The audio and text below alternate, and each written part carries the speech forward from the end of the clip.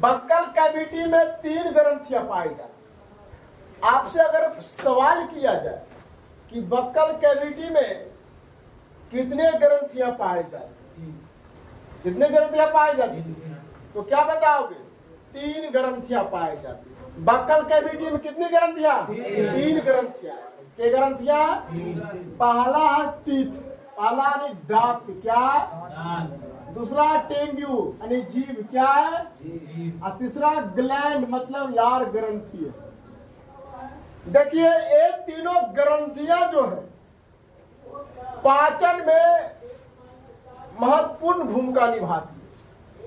अगर इन तीनों ग्रंथियों में से कोई एक ग्रंथि को हटा दिया जाए तो पाचन संभव नहीं है, पाचन नहीं हो सकता है, पाचन की क्रिया प्रारंभ नहीं हो सकती।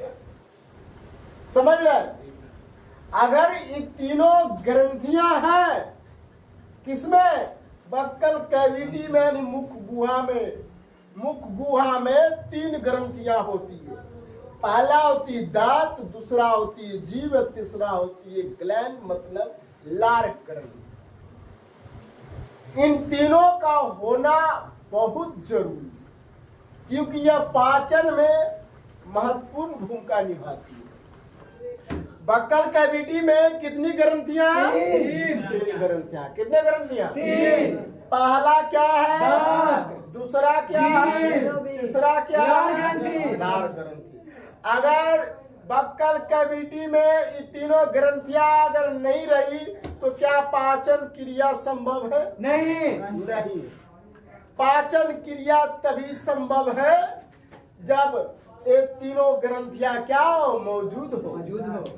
नीचे वाला नहीं लिखे सर, हम वही लिख के छोड़। तभी पाचन की क्रिया होगी। हमने खुद लिख दिया कि बक्कल कैविटी यानी दांत का होना, जीभ का होना और लाल ग्रंथियां का होना अति आवश्यक है क्योंकि यह पाचन में महत्वपूर्ण भूमिका निभाती है। इन तीनों ग्रंथियों का बगैर पाचन संभव नहीं है। कोई दिक्कत नहीं है।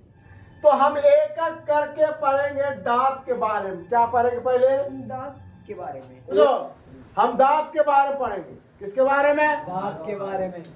देखो बक्कल कैविटी में क्या क्या आ रहे थे? दांत, जीभ और लार ग्रंथि। लार ग्रंथि आ रहे। तो सबसे पहला क्या था? दांत। हम दांत के बारे में पढ़ेंगे। दांत जबड़ा में क्या रहता है? उपस्थित रहता है जबड़े में ना, और ऊपर और नीचे। ऊपर और नीचे। तो ध्यान दीजिए। देखिए दांत के ऊपर वाला हिस्सा, दांत के ऊपर वाला हिस्सा क्राउन कहलाता है। क्या कहलाता है? क्राउन। क्या कहलाता है? क्राउन। और ध्यान दीजिएगा दांत के निचला वाला जो हिस्सा होता है, नीचे वाला, उसको रूट कहते हैं। रूट मतलब जड़, रूट मतलब जड़। रूट कहते हैं। और ध्यान से देखिएगा जो दांत में पतला ऐसे हो रहता है, पतला जो भगवा होता है उसको नेक कहते हैं। क्या कहते हैं? ऐसे रहता है ना जी, उसको क्या कहते हैं? नेक कहते हैं। नेक मतलब ग्रीवा कह सकते हैं। तो फिर से बोलिए कि दांत के ऊपर वाला हिस्सा क्या? क्राउन। नीचे वाला क्या? रूट। और पतला वाला क्या? नेक। नेक। दांत कहाँ रहते हैं? जबड़ा। यानी जबड़ा में अवस्थित रहते हैं, ऊपर और नीचे। कोई दिक्कत है? कोई दिक्कत है? मुख गुहा में 3 ग्रंथियां हुई जिससे पहला आया लार। पहले कौन आया? दांत। दूसरा क्या आया? जीभ। तीसरा क्या आया? लार ग्रंथि। लार ग्रंथि। उन तीनों ग्रंथियां में से पहला ग्रंथि क्या था? दांत के बारे में। हमने दांत के बारे में पढ़ लिए। कोई दिक्कत है? तो ध्यान दीजिएगा। हम सब पढ़ेंगे। अगली पॉइंट क्या है? दांत के निर्माण प्रक्रिया। दांत के निर्माण प्रक्रिया। तो ध्यान दीजिए दांत के निर्माण प्रक्रिया में 3 भाग लेते हैं। पहला है पलक कैविटी। क्या है? पलक कैविटी। दूसरा है डेंटाइल। क्या है? डेंटाइन। तीसरा है इनामेल। क्या है? इनामेल। अब समझिएगा दांत के जो भीतरी में होती है, दांत के भीतर वाला जो सतह है इसको बोलते हैं, याद लीजिएगा, इसको क्या बोलते हैं? Pulp cavity. इसको बोलते हैं प्लग कैविटी। Pulp cavity. और ध्यान से देखो कि दांत के जो ऊपरी सतह ऐसे ऐसे रहता है, ये वाला सतह को, इसको हम बोलते हैं, ध्यान दीजिए, इनामेल। क्या बोलते हैं? इनामेल। चेला हो, जी सर। क्या बोलेंगे? इनामेल। इनामेल बोलेंगे। क्या बोलेंगे? इनामेल। अब ध्यान से देखिएगा, ये पलक कैविटी में रक्त नलिका पाई जाती है। क्या पाई जाती है? देखते हो कभी कभी दांत से खून निकल जाता है, यस सर। निकलता है कि नहीं निकलता है? तो ध्यान दीजिए, पलक कोई पूछेगा दांत में किस स्थान में रक्त नलिका पाई जाती है, तो बोलोगे क्या? Pulp cavity. क्या बोलोगे? Pulp cavity. इसमें रक्त नलिका पाई जाती है। क्या पाई जाती है? रक्त नलिका। रक्त। देखो, एक मिनट, एक और बच गया। डेंटाइन क्या है? डेंटाइन जो होती है दांतों को निर्माण करती है। क्या करती है? दांतों का निर्माण। ये दांतों को, ध्यान दीजिएगा, ये दांतों को निर्माण करती है।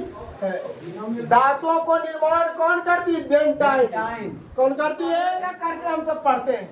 पहला हम सबको क्या चला? Pulp cavity. पलक कैविटी। ध्यान दीजिए, दांतों के